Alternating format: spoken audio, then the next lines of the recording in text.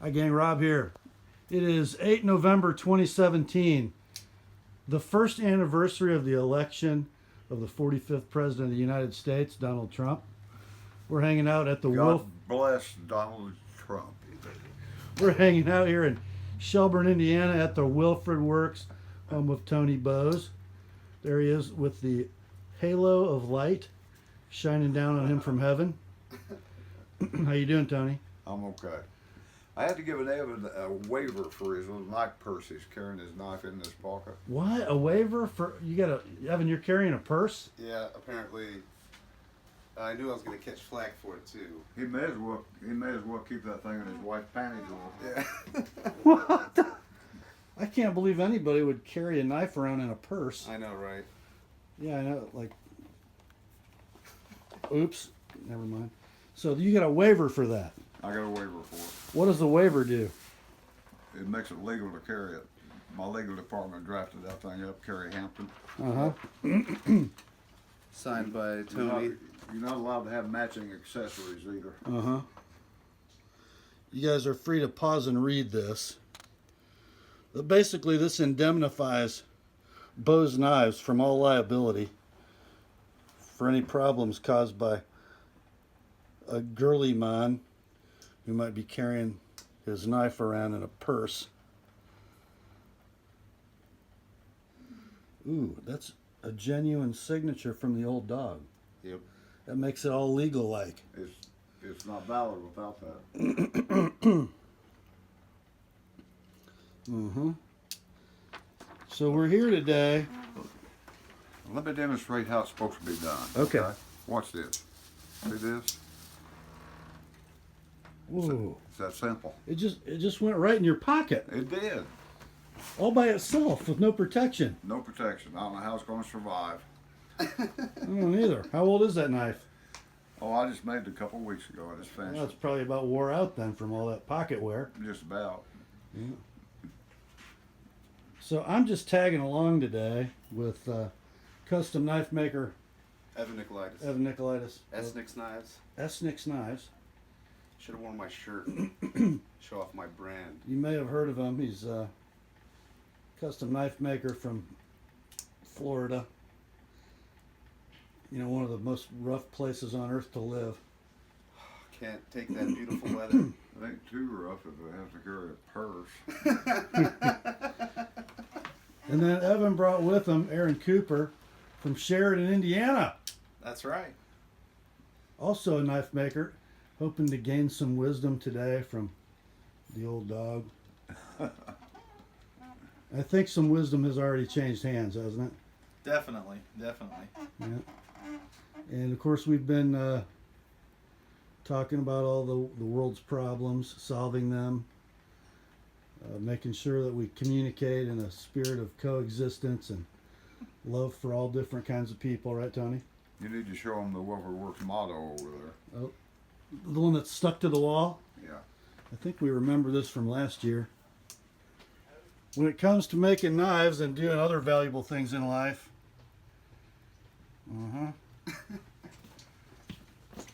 if it were easy, a bunch of girls could do it. Hi, Hannah. What do you think of your grandpa on that sign? If it were easy, a bunch of girls would do it. Fabulous. Fabulous. And there's Reese, the back of Reese's head. You'll have to run him down. So let's see. What have we talked about other than purses for knives today? Well, my shame is wipe my memory clean of anything else. Because you're ashamed of carrying your knife purse? Well, being exposed as a girly man. Well, your lack of ability to grow facial hair ought to be one indicator. Well, I've seen some girls with beards before. I don't have judge. too. We did talk briefly about how I stole Tony's knife last year. Yeah, And he still let me in the house. I don't care. Oh, you mean this one that was, Hey, you're the one that's got to make it. you mean this one that was made, how many years before Oh wait, yeah, that's almost exactly like the one I stole. Yep. Oh, What's that? 2012? yep. Yeah, something like that. Same frame, same blade profile. Oh wait, that can't be. Oh yes, it is. Wait, that doesn't look like a Lanny's clip. No, it doesn't look anything like a Lanny's clip. Apparently, though, I didn't know this, but according to the rules of blade forums, if you say the word Lanny at any time in any venue, you've stolen from Tony Bose. Is that what they're saying? Apparently so. Well, that's what it appeared to be. That's what it appeared to be. Well, I did it right. When I wanted to make my first Lanny's, I called here and got. You weren't available, so I got Reese's permission to make one. Oh. I don't care. I set these patterns all over the world. That's exactly what he did. As soon as I got off the phone with him, he must have mailed it the same day. Sent me a pattern. They're the ones that got to make it. I don't care. I want these patterns to live on. And they sure do. They're useful tools. That they are. A Landy's, a cotton sampler, or a Warncliffe trapper, those are all curved jack handle dies. They're just different sizes and different widths. And it's something that hasn't been made for 100 years. Because they're rare and old knives if you see a curved jack, but they're real comfortable in your hand. And I've always liked it, and I've used it on several different patterns. It's nothing I invented. I just draw from the past. Yeah. You know? Evan, did you bring a 3-bladed knife with you today? Yeah, of course. Same one you keep catching me with. Let me pull out my purse.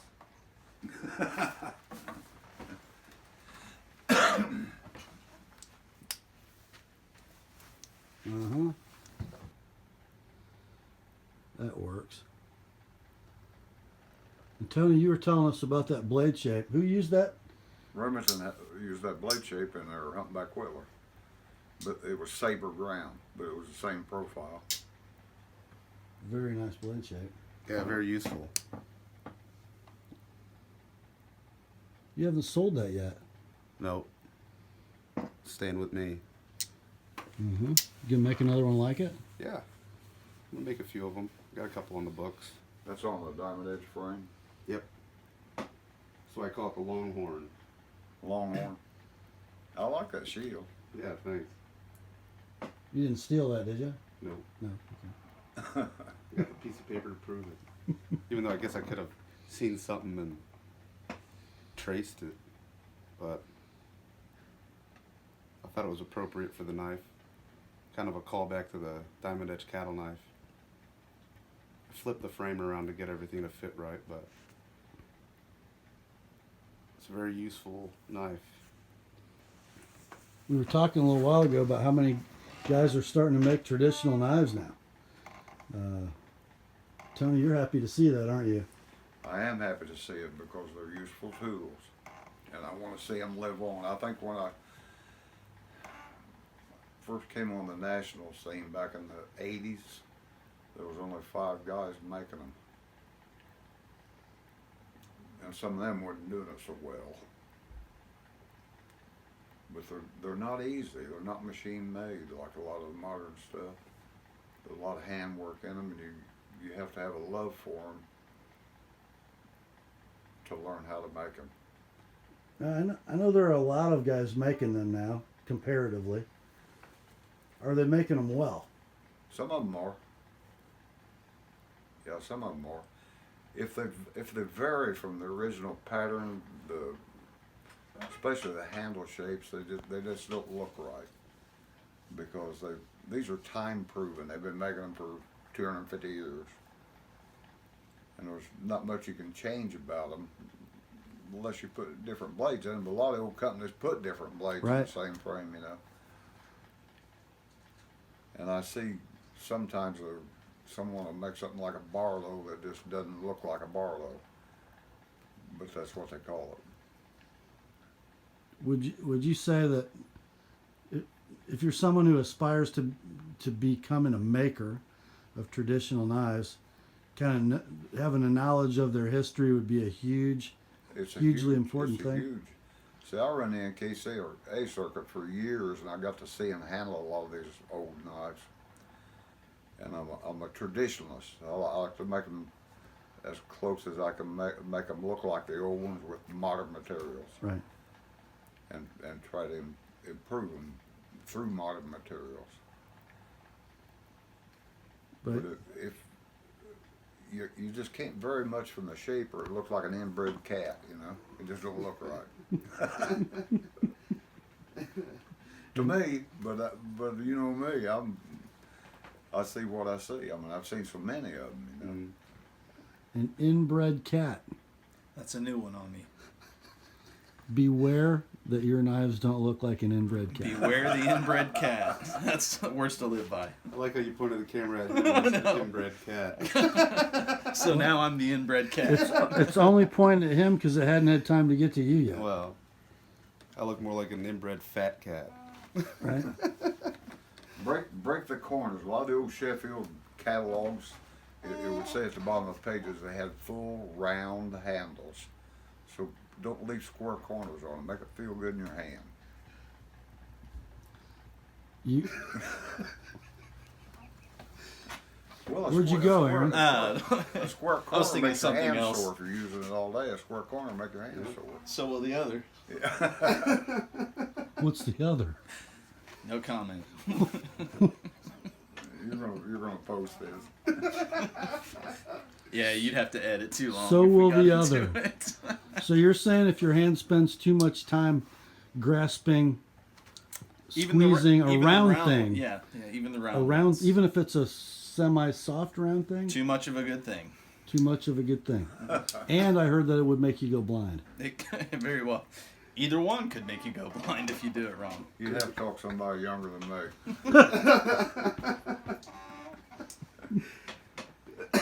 So is that why you're blind in one ear? Did you say he's blind in one ear? In one eye. You said ear. I said one in your eye. I heard him too. Even Tony heard him. And Tony can't hear. He's blind in one ear. Blind No, in one ear. this was an accident when I was a kid. That's what they called it. Yeah. But you're onto something. There's a couple companies, even in America, who make inexpensive slip joints with square corners. Yeah. Baron Sons, I think, Yeah. and they drive me nuts in hand. They do. They just don't feel good in your hand. So, was that your best piece of wisdom today, round corner, Aaron? It's right up there. I like to take them all the way over to the liners, where there's no square at all on them.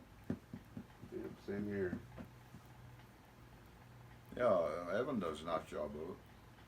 Rick Menifee does a nice job of it. Yeah. And so's Tom Ploppard. It's definitely something I'm going to have to be working on going forward. Yeah. Bring that down. Knock it off her. So, what else have you heard today, Aaron, that's helped you make better knives? Just the attention to detail that I see with these guys is going to add a lot to my product going forward. And The little details makes a good knife a great knife. yeah. It really does. It's just little extra things you do to make it better. Well, and I think also seeing his enthusiasm for keeping traditionals traditional, I think I'd like to see that translate a lot more into my stuff, and talking about blade shapes and keeping those traditional geometries the same because they're there for a reason. And I don't know, just when I bring my own flair to it, to maintain those boundaries, I guess. Cool. Did you bring any of yours with you today? Yeah, Can we look at one? certainly. Preferably something without square corners. No. Do There- it for the passion. Don't do it for the money. Amen. So what do we have here? Sow belly.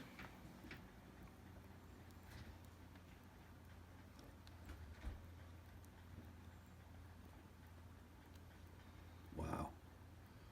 So tell us about that bone. It is mahogany jig bone. I haven't learned how to jig bone yet, so I got this from Culpeper. But I'm really, that's one of the next things on my plate is to learn jigging. I really feel like that would add a lot to what I'm doing.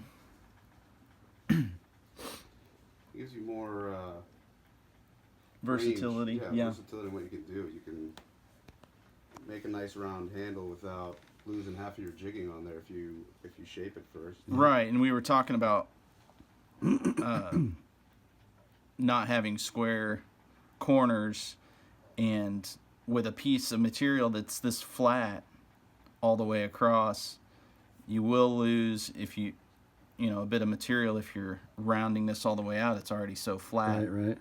It's hard to stay away from corners. Let's look at these blades real close. You got a clip main. And man, look at the belly on that thing. That's another thing we've been talking about today. I do tend to have a lot of belly out here and then sweep back.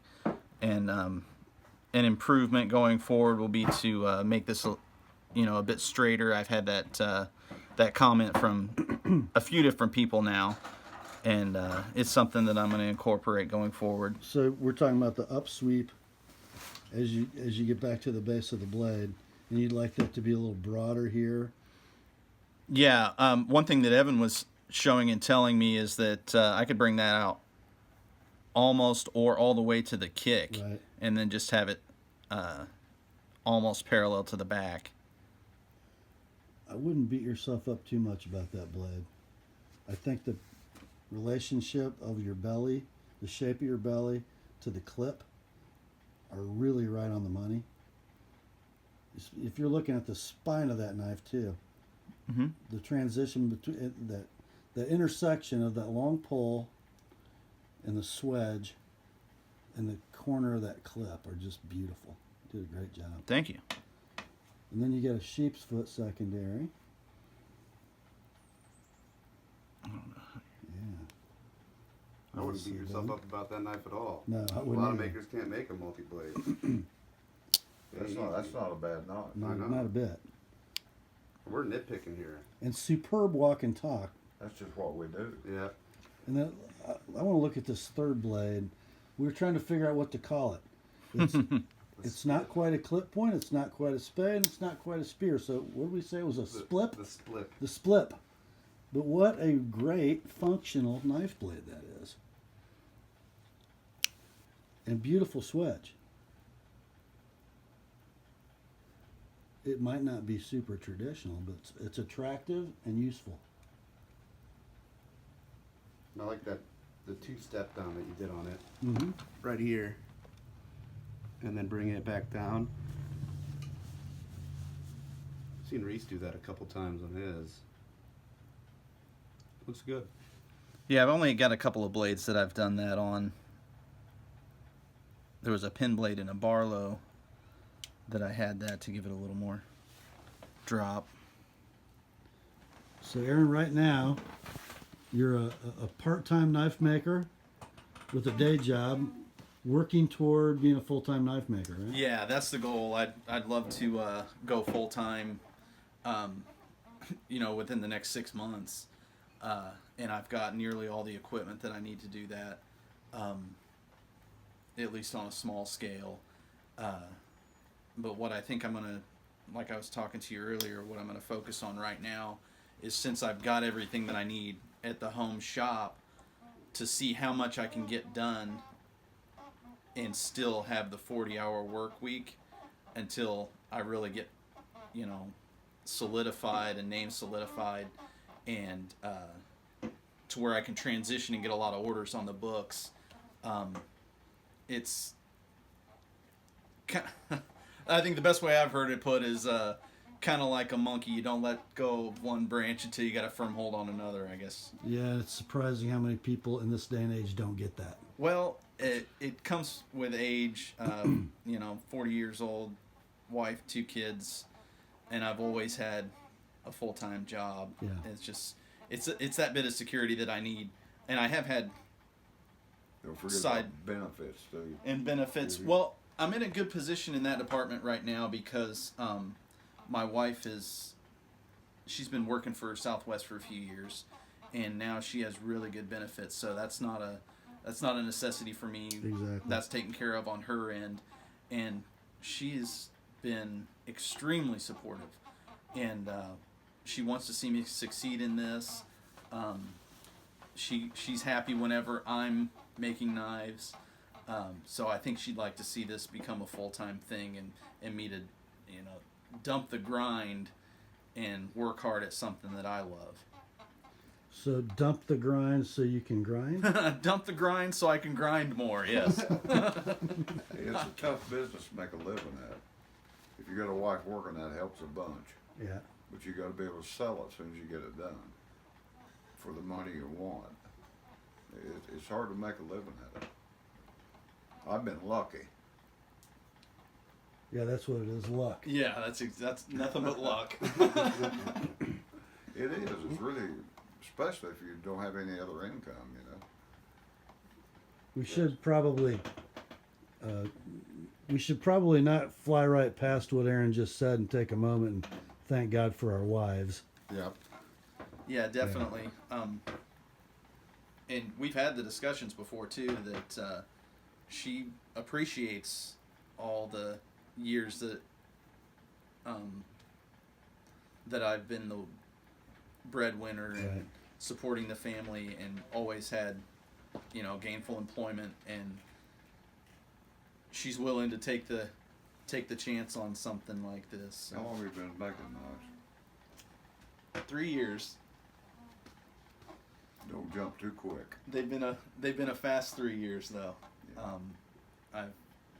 I feel like that I've got more than 3 years worth of learning already. Well, learn this. Look at that piece of bone. That's old Napanock bone off a slimline trapper. They shaped it and rounded it over on the edges, then jigged it. Yeah. That's the reason they don't have square. The old knives don't have square corners on them. They shaped them before they jigged them. Somebody write that down. It'll be on video. Yeah, it ain't easy. Noted. Hmm? So as you're making this transition, preparing to make this transition, how valuable is it to be able to drive for a couple hours and talk to the old dog? Oh, I gotta be making some people jealous. I mean, seriously, just to be able to spend time with Tony and pick his brain and see the shop layout and talk to Reese and people like Evan too. I can't believe how much just support there is in the community. Yeah. Because talking to a lot of the older makers, they'll let me know that it wasn't like that when they were starting out, and they Boy, had to that's- figure out. That's the truth. The biggest advantage is the internet. Oh You yeah. can show your work to the world. Yep. And there's so much on there.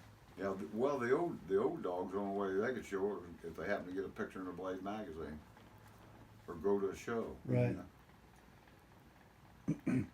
And now you get a social media following. Thousands of people look at your stuff. Yep. Post a picture, thousands of people look at your stuff. You've You done, can literally show it to the world. yeah, you've done pretty well in the last 12 months or so. Yeah. Social media. Yeah. I swore it off for a while, and then I saw the necessity of it. And since then, getting my work out there, a lot more people seeing it. It's helped, increase the popularity of my work.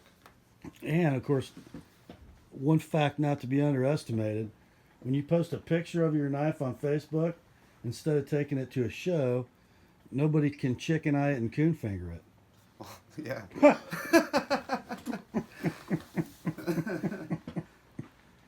You could have a broken spring in there, and nobody'd know. Just remind everybody, what does chicken eye mean? Well, chicken eye is when you're looking at a knife like this and coon fingering it. This is chicken eye and coon fingering. But of course, everybody who coon eyes or chicken eyes and coon fingers a knife. Everybody who does that buys it, right? Well, depends. Probably not. Yeah. Yeah, most of the time not. They just like to rub their grubby hands on it. These are some esoteric technical terms in the knife making community. Reese, you're being awful quiet. I like quiet. I know. Reese Bose, of course. A lot has changed for Reese in the last year. It used to be that if you wanted to talk to Reese, you had to wait till 10 o'clock in the morning and call Tony's house phone. And now you have a what? What do you have now? Nothing. A cell phone? Do you have a cell phone? Maybe. Not Maybe? anymore. Thanks, Rob. Of course, we'll not be giving out your number. And on that phone, is it true that there's a little app you can pull up? Facebook, I think they call it, and you're on that now? I have a tablet for that, yeah. You have a tablet for that. Mhm. It's rather shocking. It is. And I was shocked when Evan told me that. And then today I found out the reason why Reese now has a cell phone. Strong armed by a woman. He was corrupted by a woman. Not really, though.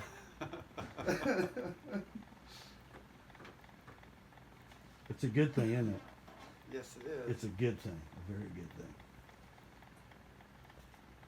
He likes stirring it up, doesn't he? Who, me? Yeah. To me. Not really. There goes Reese's cell phone. Thanks, Rob. I doubt it. Yeah. I don't think the phone's going anywhere because he loves that woman. True. That's the impression I got. And you actually have sold a couple knives because of being on that Facebook, haven't you? Mm-hmm. Like you needed help I selling know. I knives. was gonna say. Yeah. Right. I was gonna say. They would have sold with or without the Facebook. Yeah. And, you know, you weren't here for the beginning of the video. We were just talking about how today's the 1 year anniversary of the election of Donald J. Trump. Mm-hmm. We're pretty happy about that, aren't we? Yes, we are. Yes, we are. Every day we wake up and God is still on the throne and Donald Trump's still president. It's a good day. Yes, it is.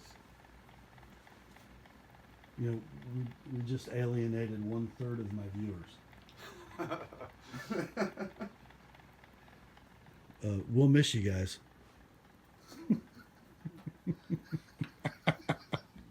You are in a stirring up mood today. I know. You know, every once in a while it gets a little too peaceful on my channel. So we got to just, you know, get people's minds working. It is kind of amazing. Well, obviously there was a reason that girly activity form exists, right? That what? The knife purse form, the girly activity. Because Reese and I were talking earlier. We're sometimes shocked at how many, you know, snowflakes there are that collect knives. Oh yeah, yeah. But it's not a new thing because that There's one form. sitting right over there. Again. You know, I thought it was kind of a new thing, but that form has been around for a while. Oh, I've had that form for a long time. Yeah. And the reason they call it knife purses is because that's what they call it. Some of them old books it shows them advertising knife purses for sale. Like a coin purse. Yeah, Yeah, same kind of for girls. for girls. My wife likes hers. I got her carrying a knife. Excuse me. I She's got a my girl, ain't she? Yeah. And she didn't want a knife that would get lost at the bottom of her bag. Yeah. So I gave her a big old knife purse. Mhm. Now she can find it easily. I say again, she's a girl. Yeah. Need to get my wife a key purse to put in her purse. So she can actually find them. Yeah. Yeah. I know where they're at the bottom. And you know they've made purses over the years. I've seen them on commercials. They have like a little hook for your keys, but the women never seem to use the little hook. I gave her a carabiner. I don't know what else she I wants. don't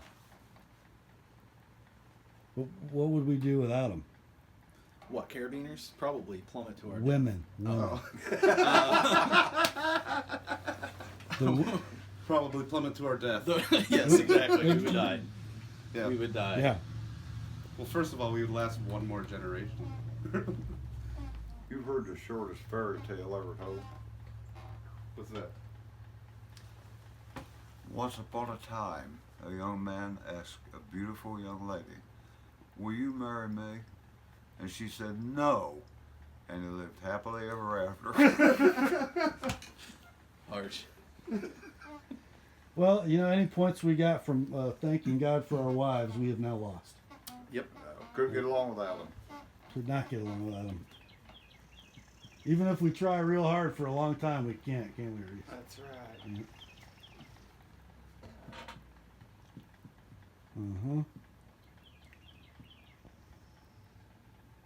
Aaron, what do you have to say about all this? I like to keep a balance.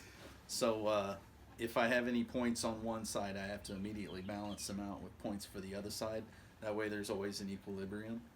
But that's, don't go by me. That's just how I live my life. Man, you need to go into politics. Maybe. Now, one thing I noticed in some earlier conversation before we turned the camera on, and you guys know, this channel covers, modern folders, even tactical knives, fixed blades, and traditional knives. But this is kind of a traditional folding knife, pocket knife crowd. And it doesn't seem like you guys have a lot of use for the modern tactical knife.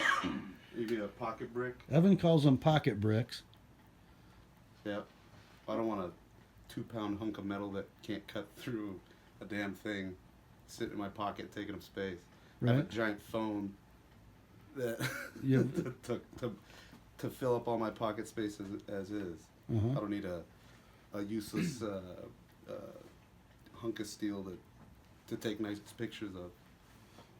I need it to be useful at least. How do you really feel? Oh, I've been restraining. Oh. Aaron, what about you? You make traditional slip joints. I'm only about 3.5 years out of liking that stuff. And I didn't know any better. I mean, seriously. When I was little, my dad wouldn't let me have a pocket knife, so I didn't know any better. And you see what's out there, and you see what's popular, and what's cheap, what's at Walmart, and that becomes knife. You don't know. So I guess I'm really new to the traditional folder scene.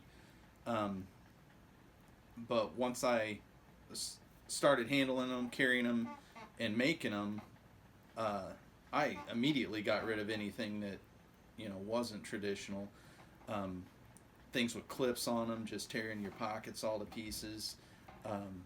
I was done with that in a hurry, and a traditional slip joint made right disappears in your pocket. Yeah. And that's what I like.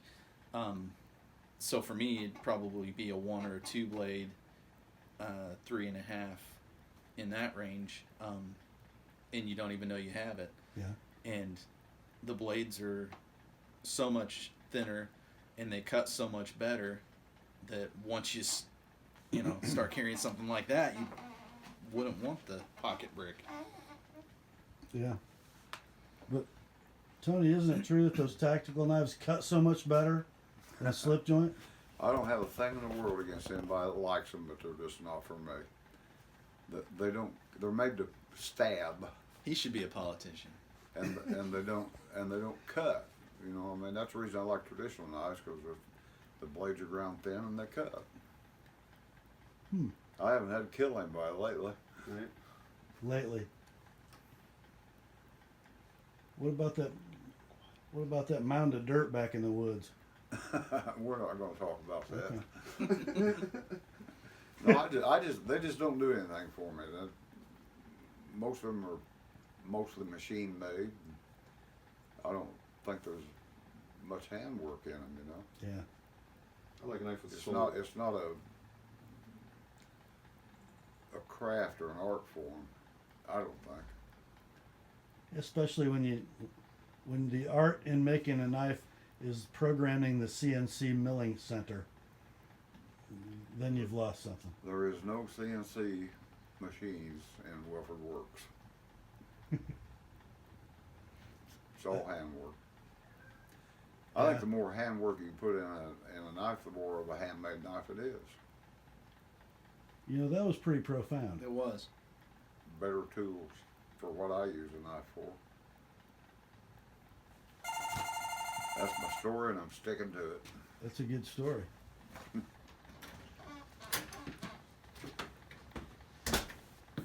I have an announcement. Okay. My supper's ready, and this bullshit session is over. Goodbye.